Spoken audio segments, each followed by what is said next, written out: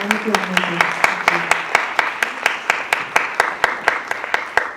a film, everyone.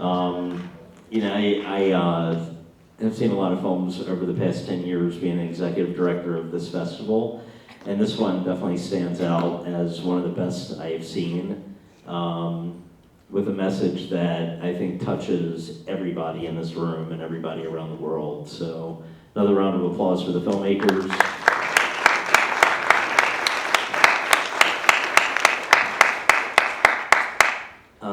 I want to just share this before I invite Chris to the stage. I was invited to go out to the Grammy Museum in December for the screening of this. And it's interesting, the people that attended, as well as the comments, were all just wonderful about the film itself. One in particular comment was from James Newton Howard, the award-winning composer in the film and television industry. And he was saying this film should be seen by every university around the world, like students in every university. So this is the first major screening that I brought back as an encore from AFMX last year. I was here virtually, but I wanted to bring it in person for UNM for theater, film, music students, and the like. So Chris, thanks for providing me that opportunity. And without further ado, let's get to an amazing Q&A with Chris Gero, producer and director of The Sound of Us, in from Tennessee, Nashville. And his sidekick, Ben James, wherever Ben is. There's Ben. Chris Walker.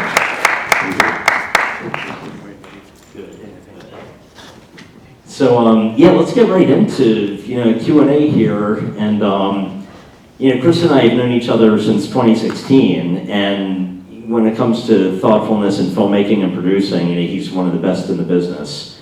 So thanks for what you do, first and foremost. Let me get my wallet out. I'll give you the check later on.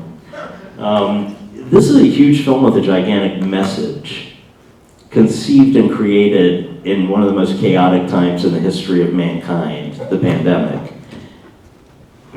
How did you do this? Why did you do this?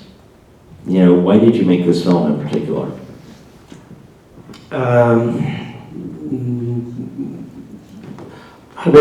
Not a very political person, I'm not. But I do know the difference between right and wrong, and as a storyteller, as a creative, I feel I have an inherent need to tell the truth always, whether that's good for me or bad for me, and with it, I have 4 little children, and they constantly remind me of that obligation, and it sounds all deep. The film is deep, and in a time where I started to become increasingly frustrated, as did most of the planet, about politics, about who we are as humans, about how we're treating each other, how we are connected together or unconnected, and how we are divided by ideals and hate and race and bigotry and all of the things that I have a very deep seated responsibility to set straight, first and foremost, for myself.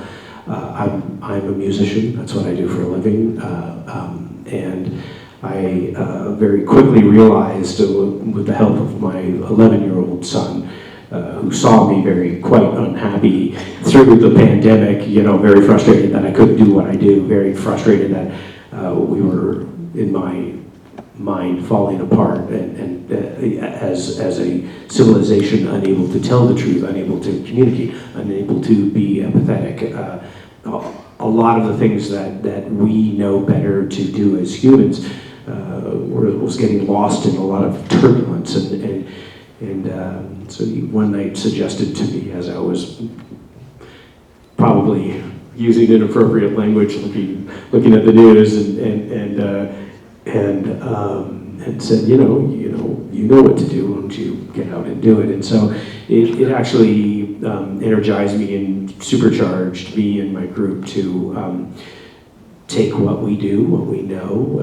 A lot of people in this film say the one thing that I always say, and that is music never lies, art never lies. Creative, your ability to be creative actually is only honest with yourself.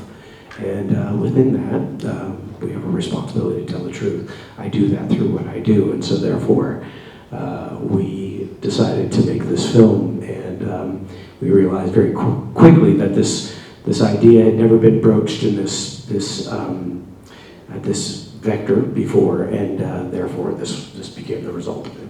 See, you just said something really interesting, that you took responsibility, that we also take responsibility, during chaotic times through this. So, did you feel like as a filmmaker and a musician, you had to take responsibility to put this message out there to correct things in the world? Or make the world a better place? Yeah, so my grandfather, who was this very sage, crazy man, gave me all of these great sayings to leave behind, and one of them, amongst many of them, was, leave it better than you found it. And that's my responsibility, and for all of those who are like me, sitting out here, some of you came late, and I'm sorry, for that. And it is your responsibility to be honest first with yourself. It's what I tell my children. It's what I tell myself. And in that, it's a very difficult discussion. But music creates an ability to see a window through all of the static, because you can't hide in it, as does art. And so therefore, yes, you're responsible. I'm responsible. I'm responsible. My gang, we knew the responsibility, that we knew that the subject matter would be very, very deep. And so therefore, the entire approach to the entire film, and one of the things I'm most proud of in making this film, be humbled to make this film, is that it simply doesn't hide from the truth that you are faced. It's not pretty. Not going to apologize to it, because in fact this is all of our truths, and this is something that we have to recognize and conquer together. Yeah, thanks for that. I was blown away when I first watched this documentary, and I said, God, this must have taken you like 2 years to make. Tell me about the logistics and how much time it took to make this film, because I think the audience will be as surprised as I was. Yeah. So there's a couple of versions of this film right now. There's about to be 3 more. Anyway, I'll leave that alone. Much to the dismay of the people who handle me, the original version of this film had a very, very short timeline. We started principal filming in November of 2020. We were done with about 800 hours of interviews in 5 different countries, and presented the first version in January of 2021. So it was a 3-month turnaround to the first version that we had to essentially produce and create version number 1, and then and it was a crew of about 5 bass people, writers and producers, and then a lot of crews out into the world, and us running around, trying to get the right content and material. And then after that, once that deadline had been met, which was January 22nd of 2021, we then I went back and started filming the components that really were the hardest to film, and so subsequently version 2 got released in July of 2021. Then it went to the Cannes Film Festival, where it won an award, Movie That Matters award by the World Peace Gala, and so that was us right out of the boat. We started running pretty quick. I'm looking right here because this is Ben James. He's the director of photography for the film, and he's also Ben. Stand up on stage.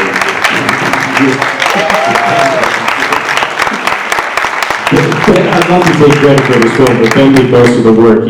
He was in a car by himself. Him and a grip actually drove around the country, you know, in the middle of COVID, and we would talk, and he would be driving in the rain. Like when all the New Orleans stuff was shot, he literally got in a car, him and a grip, just the two of them drove. And normally we're used to big, huge productions and, you know, what have you. And I kept saying to him, your wife is going to kill me, your wife is going to kill me, your wife is going to kill me. So, and she didn't, yet, anyway. Yeah, so yeah, it was pretty challenging. So thanks for that. I think there's great stories that come with that, and you know, we can discuss that later on over martini or something. But let's get into some parts of the film because you know, as you mentioned, you had to during the pandemic get this filmed in 9 different vignette stories. You know, one that really stands out that I think some students walked in on towards the end was Sekou Andrews, Amazing Grace. There's a lot to that story in that segment. Can you share that with the audience? How deep you want to go? Well, you know, keep it to an hour.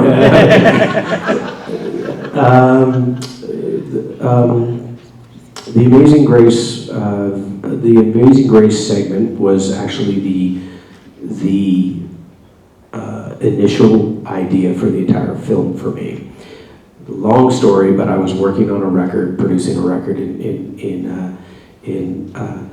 2015, and I was working with an artist, and we had a very successful record that had been nominated for Record of the Year, something like that, in 2014. And so the follow-up sophomore record was on hand, and I, for a very, very long time, I've been very, very closely tied to the music Amazing Grace, as is most people around you know, the world. It's the most recorded piece of music in human history, and you know, it means something completely to all of us individually, and very, very important meaning you know, to me as well. And every time I hear it, it's very visceral for me.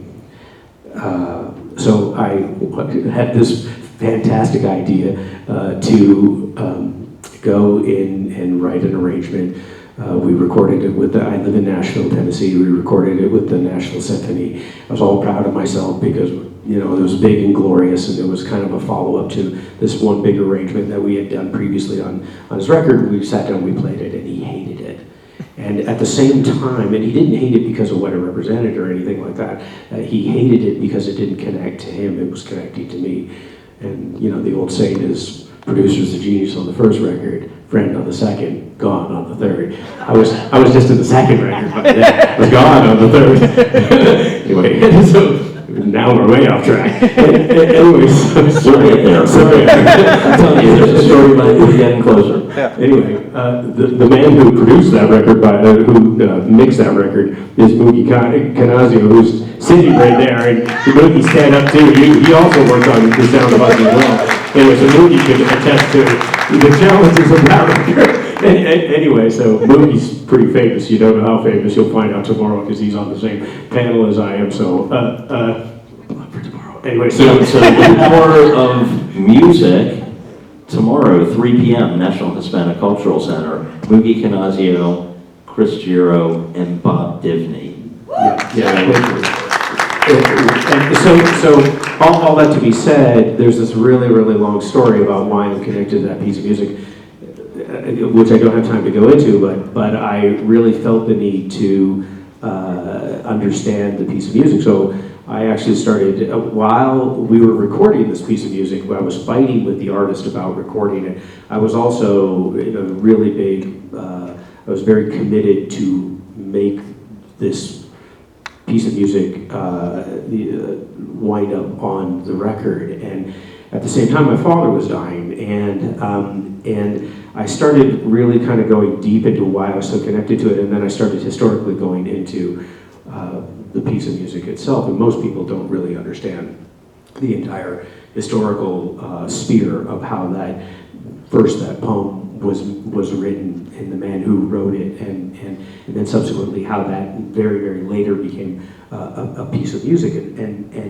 and a lot of different societies and cultures claim that piece of music for themselves. Individuals like myself, I claim it for me. The wretch is me, and Black community, and the Irish community, and the Fraternal Order of Police, and all kinds of different entities out there own it for themselves, and don't really actually understand why.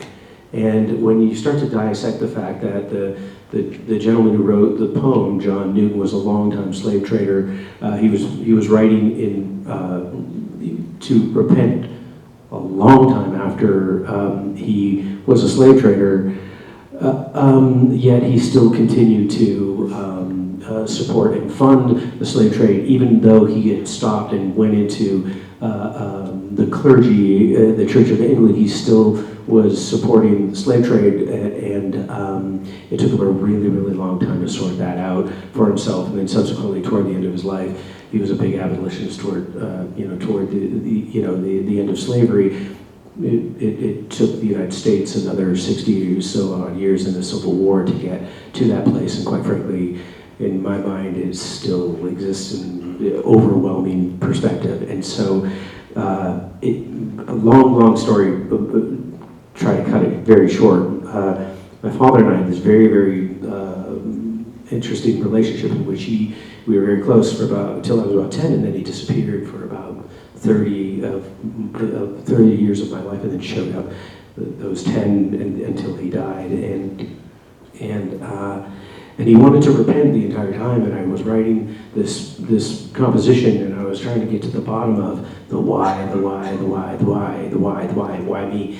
And at the same time, I was really realizing the why now. Why at the very last day of his life, I let him go where I didn't want him to let him go. This was a deep stuff, but I realized I was running parallel to that storyline at the same time, and I realized after the artist decided not to record it, I shelved it for a year or two, and it stayed in the back of my mind that I needed to tell the story of the reversal of what this poem really should mean. And so when I started to make the movie, the inception of the movie was Amazing Grace, and dissecting this idea of what really is amazing it's not for, it might be for you, but it might not be for somebody else who travels the same road.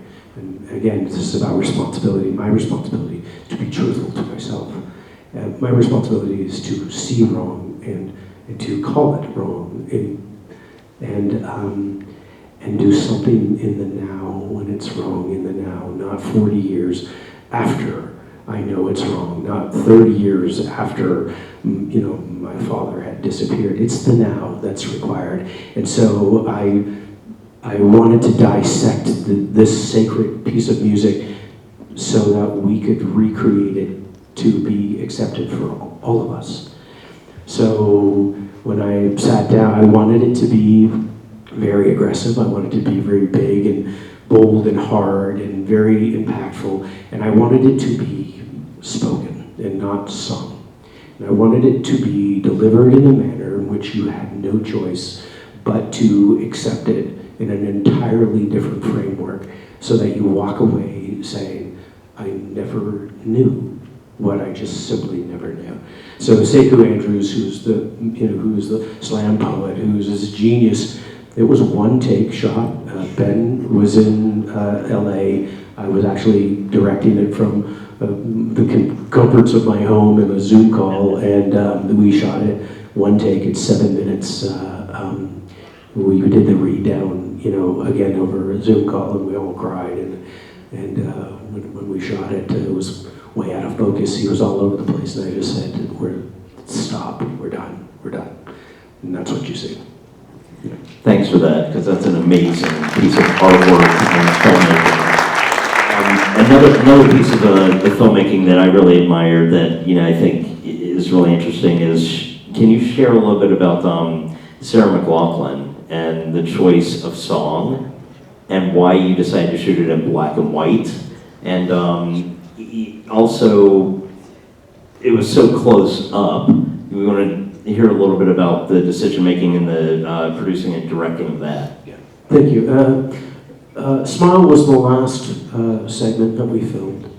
We filmed her previously, and in COVID, there was a lot of remote for everybody. There was a lot of remote filming and directing, and what we would do is we would send a unit in who was they were sequestered, and they would all this is very common. You would either pod together for months on end or weeks on end or what have you, or the unit would pod with that group for a week or two, or what have you. And so that's what we did with Sarah. She lives in Vancouver, and so I left her to her own demise on the first time that we ran down the film, and she was her. She was her brand. She was this very happy-go-lucky, smiley, very happy, beautiful, talented woman that you know, and her and I have been very good friends for a very long time, and I didn't have the courage to tell her that somebody misunderstood my direction, and it was, I don't know how, honestly, I missed being on set.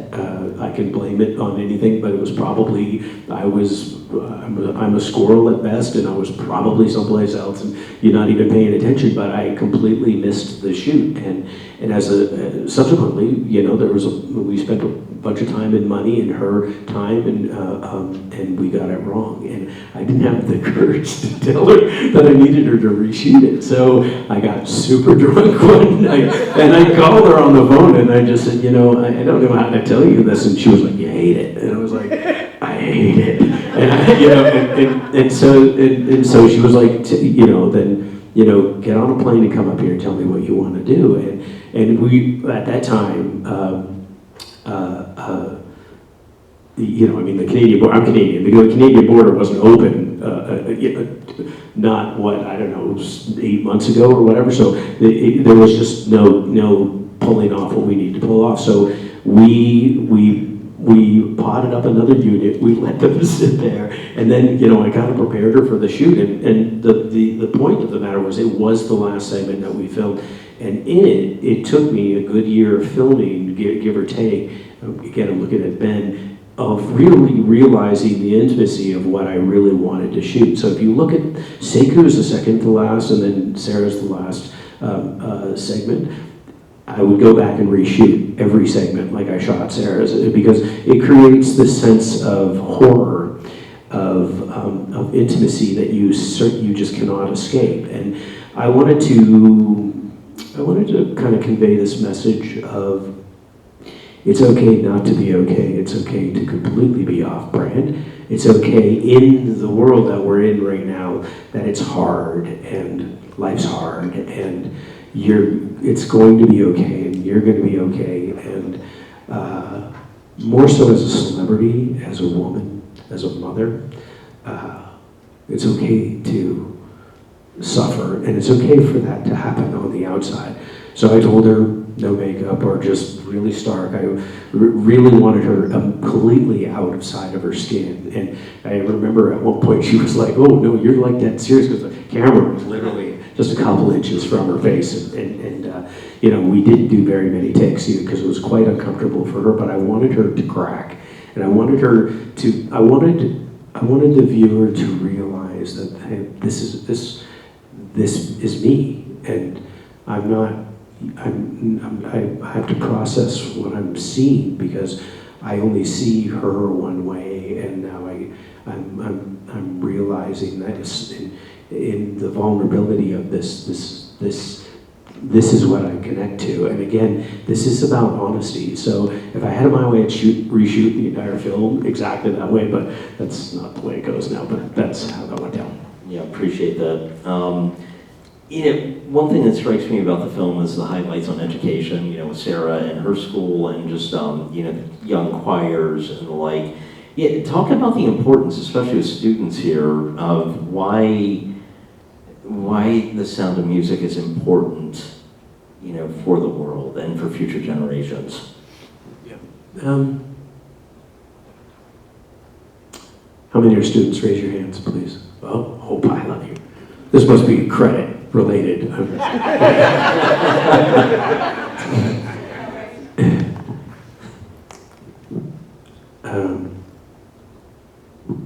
I've done this a long time.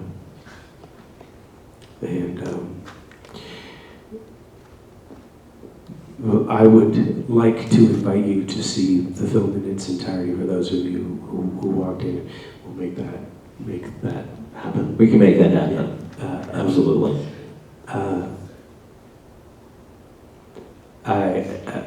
It's not necessary for me to say who I've worked with in my career and who I know, and what's necessary is the last 7 minutes of a film you just saw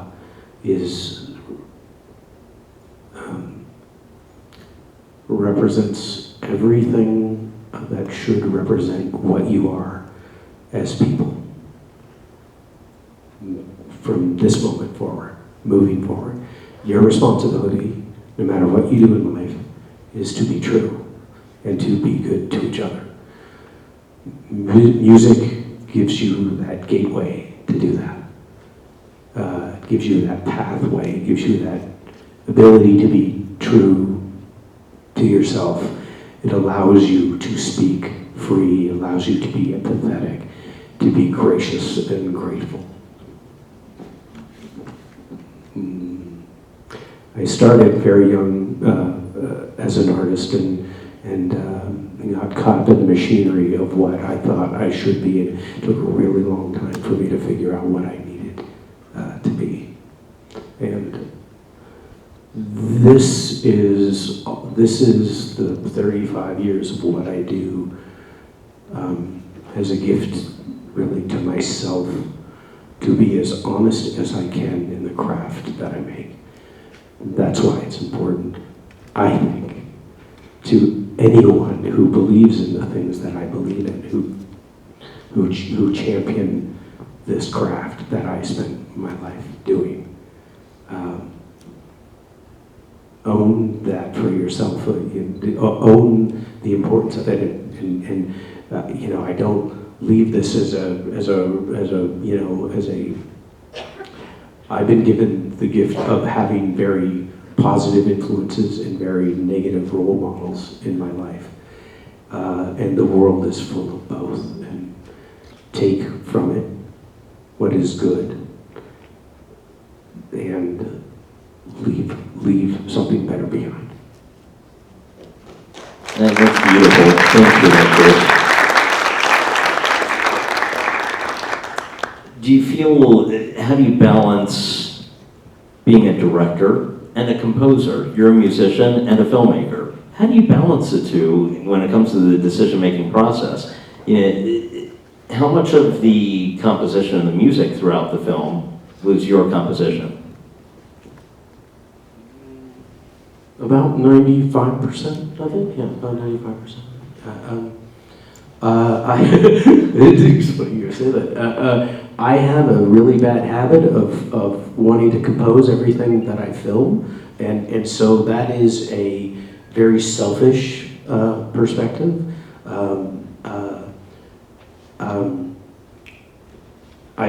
Because I'm only, and this sounds horrible, I'm first, because I'm a musician, I am first and foremost moved by what moves me first. And that is, the music creates the optics that create the film for me. And so my process is very different than a lot of directors. And I started as a musician first and then became a director secondly. So I have this advantage to myself and a huge disadvantage to a lot of other people. However, a huge, massive disadvantage to editors, because I will say, to them, I'll be right back, and I will disappear for a week, and he writes some music, and I'll rewrite something because we shot it, and I will not connect to it the way I thought I was going to connect to it musically. Everything in the film kind of connects. There's what I call the gag in the film is, whether you recognize it or not, by the end of the film, the narrator, who has a sexy voice, says, it's me, anyway, so the narrator guy, who's short and crabby, I would say that's so true, says, what is music? This is music. The fun of writing this film was it was very difficult to actually write. It kind of just it found its own path, and by the end, you've been had, because you've been taken on this emotional journey the entire way, driven by your own emotion that music connects to you. It's no magic trick. It's just common sense. What is music? Well, you're seeing images of everyday life, of love, truth.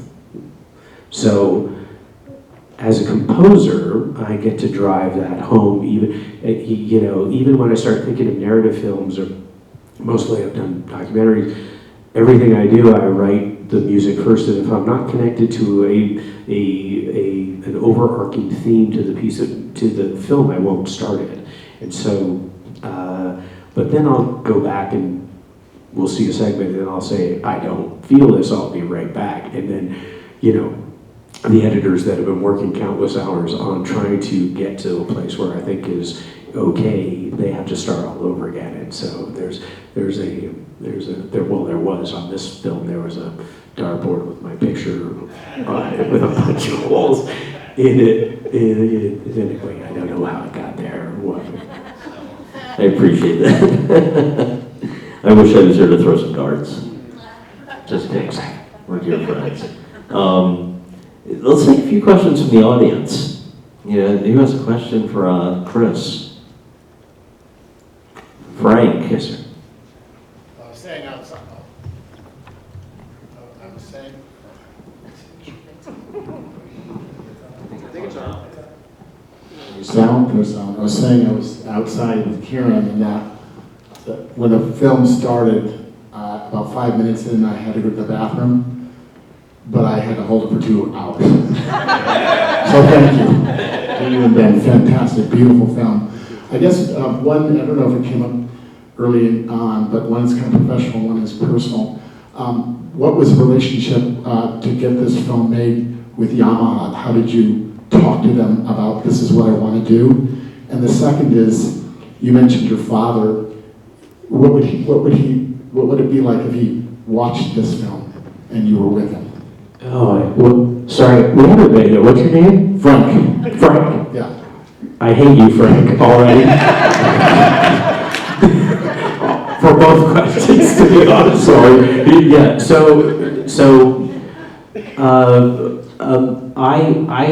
I work for Yamaha. That's the company I work for. I've worked very proudly for them for 28 years. I run the record and film group called Yamaha Entertainment Group. We're a very proud sponsor of AFMX, and we were here in 2016, and you were honored to win Best Documentary for a film that I had made then. We got to know, Ivan and Sincere and a fantastic gang, and typically I'm producing a record or producing some very lofty stuff for that helps to elevate the artist relations platform of the talent that we work with every day, and so I have a day job, believe it or not, that that is kind of gross, and then I run off and do projects that really make me happy. And in COVID, it was actually my boss the head of the company came to me and said, we would love to have a 2-hour concert online streaming with Elton John and Alicia Keys and John Legend and Olivia Rodrigo and all these folks. And I said, I will not make this for you. And the reason I said that was because by then, if I saw another pandemic performance or another COVID, and I don't know disrespect, I mean, all of my friends, it was breaking my heart because I was in a very stable box, and my group was, still working, and what have you, and all of my friends around me. I live in a very small, very large, very small music community in Nashville where everybody was out of work. All of my friends on huge tours, all of my artist friends, everybody was out of work. Some of them are super rich and they're just hanging out in their houses. But a lot of the people that I'm really, really friends with are the people that support those very wealthy people. And And so it was, but if I saw another pandemic performance or another thing on Facebook, I literally like had to shut all of it down. And so I wouldn't make I wouldn't produce this concert that they were asking me for. And so the film was already on my mind. It had been actually for, it started actually before the pandemic, and there was a lot of stuff kind of rolling up to it that really started generating my thought process. And so I took it to my boss and I said, here's the deal. So we're gonna make this film. Has nothing to do with our brand, has nothing to do with our instruments, has nothing really to do with our artists, has nothing to do with like the optics of who we are, blah, blah, blah, blah, blah. And so he was like, let me get back to you on that. And so this is no lie. So he greenlit it, and we started having meetings with a small production group, and about 3 weeks later he came back and said, no, stop, no, go back to the original idea. And I said I hope no one's filming this to send to him. Anyway, whatever, it's okay. He's heard the story. He's been in a bunch of these Q&As now. But I said, well, we've already started and we've already talked to all these people, and people are excited, and we already sold it to the Japanese, the parent company, and they're excited, and blah blah blah. And so it was very difficult for him to put that back in the box, but he already had remarkable foresight to take such a massive risk, especially with our brand. He then came back to me and said, because I was talking crazy money and all kinds of stuff too. He was like, that's what makes him mad, and money makes him mad. So he was like, fine, make the movie. That's fine, make the movie. Here's the money to make the movie, but don't spend another penny over it. You got to be done in 3 months. And so I said, okay, fine, we can do this. It killed us to do it, but we then did do it. And so to understand this in simple terms, we're a big, huge corporation with a massive brand, and we own a lot of other companies, and what have you. I'm very proud to work for them, and I'm very grateful that my boss trusts me and has trusted me to do what I do for a very, very long time. And this was really more about me. This film's actually really about me than it is about really anything else. It's my voice, it's my story. I wrote it. The segments I picked, some of the sub segments are actually very personal to me, of how I grew up and the people I grew up with, and what have you. And so I had an enormous responsibility to make sure that the way that this was positioned represented the company, and I'm very proud of how they realized how important not telling somebody we make an awesome piano or an awesome guitar or whatever was required. So to finish that, there was this huge executive marketing meeting, and I was on the call with about 20 guys, and they were all like, oh, wait, no piano, no guitars. Wait a second, you're gonna talk about race issues? I am. You're gonna talk about politics? I am. And you should have seen the reaction. Because it's a natural thing. They're protecting the brand. And I'm saying, by telling the truth, you're revealing who you are as people. Music tells the truth as people. We're people. We're not robots working behind the scenes and making little things, or some are real robots, but you know what I'm saying. I don't think you understand it. All that being said, now, and I'm now truly, Frank, avoiding your second question because you make me cry. So let me interrupt here, because tomorrow is going to be the 6-year anniversary of my father's death, who was very proud of me and what we created at AFMX and couldn't make it. He was here every year since the inception. And, so that kind of question hit me when you asked it in a really positive way. So thank you for that. But what was your father? Yeah, it's unfair because thank you. Don't make us two crybabies up here.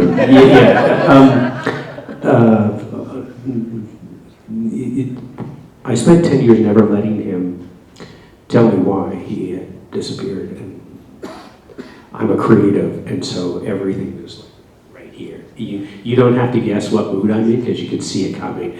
And anyway, you don't want to be married to me because it's like bananas all the time. And it's, my wife calls me the fifth child, and it is in fact very true.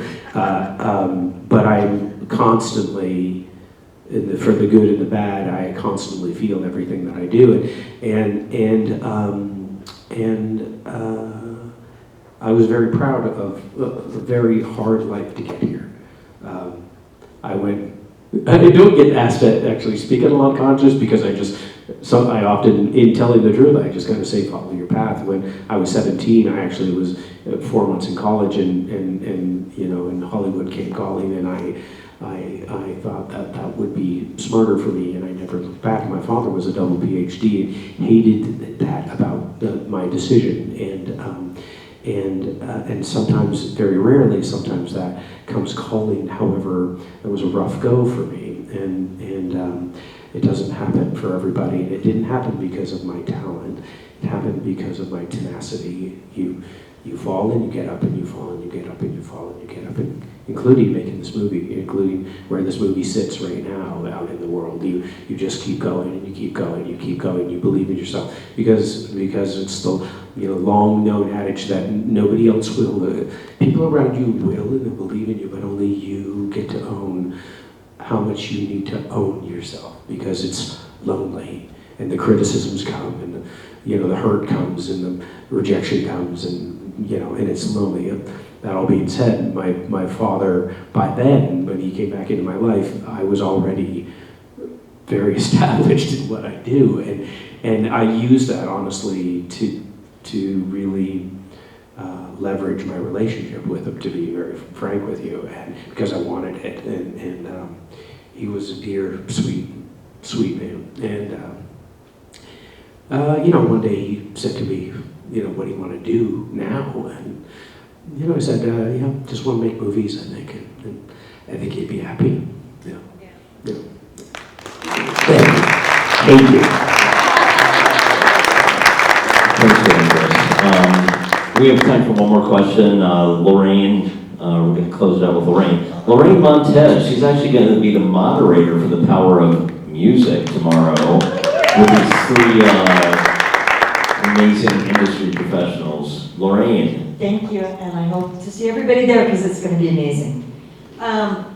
Okay. So, Chris, this was amazing. I mean, the movie was amazing. And I learned, first of all, I would like to thank you for including the Holocaust. My dad was a World War II vet. That's the part that broke me apart. I want to know if you're possibly considering turning this into some sort of limited series, or continuing it on to show the global power of the sound of us with music from all over the world. Thank you, and thank you. Just as a little side note, the Holocaust segment was the first completed segment that we did in the film, and I had written the score for that night. Actually, it's a 13-minute segment, and I had written the score, and the subject matter was so dear to me and sensitive to me, and the power of who Francesco Bertonovo is and what he is committed to his life in 35 years, that he is committed to tell that truth. We all sat in the playback room, which is a big screen in our studio, and all of us wept like babies and hugged on each other, because we knew what we had. We knew not that we knew this film was going to be successful. We had no idea whether it's not about that. I'm not in it for the money. I'm not in it for the fame. I'm not in it for you to like it. I'm in it for you to accept what you recognize in it. That's it. And I often tell artists, I'm not producing a record because I want to win a Grammy or be famous, or you be famous, or I'm in it to make something exceptional for you and for me first, You know, it takes a couple minutes for people to wrap their heads around, especially very ego-driven artists, because they're not used to somebody so open and large to say those kind of things to them, because I am, first and foremost, I'm in it to make something exceptional for myself. So the answer to your question is that this was driven in film to be episodic. So this was first and foremost driven to be a series. You haven't seen it live anywhere because I'm just so fickle as to where I will allow it to be seen. I don't want it to run, just show up on the new carousel, the new release carousel on Netflix or Hulu. I can do that tomorrow. I want it to be loved and paid attention to, and the subject matter is so important. The subject matter is so relevant to who we are as people, to where we are as a society today, and for the 400 people that worked on this film, I have a responsibility to where this film lives and to what happens to it next. So, however, being fickle means the doors stay very closed, especially in an era in which most people, most streaming entities and most networks, they want to own original content. They want to take your content. They want to push you aside and recreate it right from scratch. And I simply am not going to allow somebody else to tell my story. It's mine. And so I'm not ashamed of it, or I'm not afraid of it, and I'm not, is it good enough? It's good enough for me. So that's all I care about. And everyone around it is so proud of what was made. And so I have an obligation to uphold that, even if it's in the darkness, even if it's so many days by myself, thinking to myself, crying in the shower, to be honest with you. My wife walks in and says, "What is wrong with you?" But it's the thing that I suffer on my own is that my responsibility to this is everybody who it touches. It needs to be seen, and it needs to reverberate, and you need to carry on what that message is. Not saying, "Oh my God, did you see this segment of Amazing Grace?" Sure. But if it touches you and it means something to you, then that's as far as it needs to go. But it needs to have a home, and it needs to have a purpose. And so I'm hoping that it goes on to have a life somewhere else, but it's very complicated. And we don't know. I actually want to go and recut the entire film right now, and I'm just threatening everybody for the last 6 months. I'm just like, we're recutting. I hate it. So and that's the thing as well that kind of happens with uncontrollable people, children. So yes, it's designed to live, in a very smart place that is going to treat it with reverence and treat it with respect and treat it with the dignity that the people that spent the time, committing their craft, from the person who was setting up lighting, to the drivers, to the people writing, score copies, and to everybody that was involved. My commitment to them is what happens to it next. So, I honestly, I thought, and this is stupid, but I honestly thought, and I've been doing this a long time, I thought, well, Steven Spielberg will call up and say, or Tom Hanks will call up and say, "Oh, I love that thing, and I want you to go and do all this stuff, and here's a bunch of money." But that's not the world we live in, and so it's on me to do whatever is next. So, that's where we are. I hope there's a very long life to this. Thank you.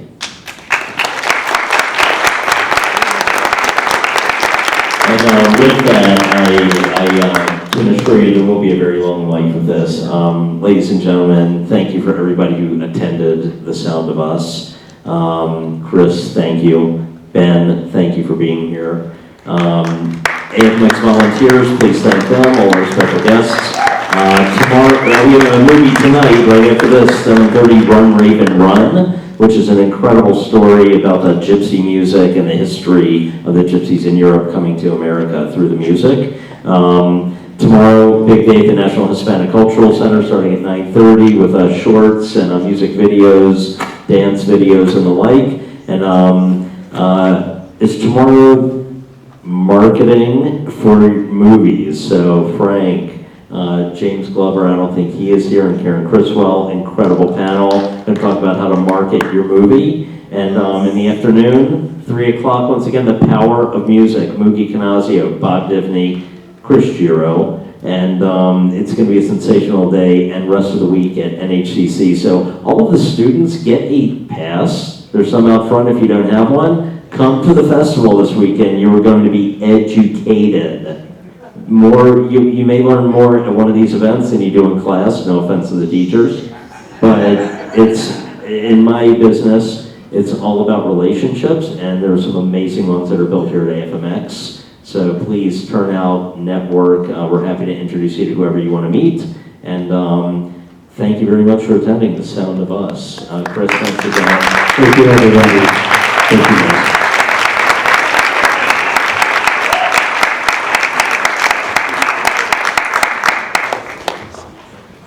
Frank, you can go now.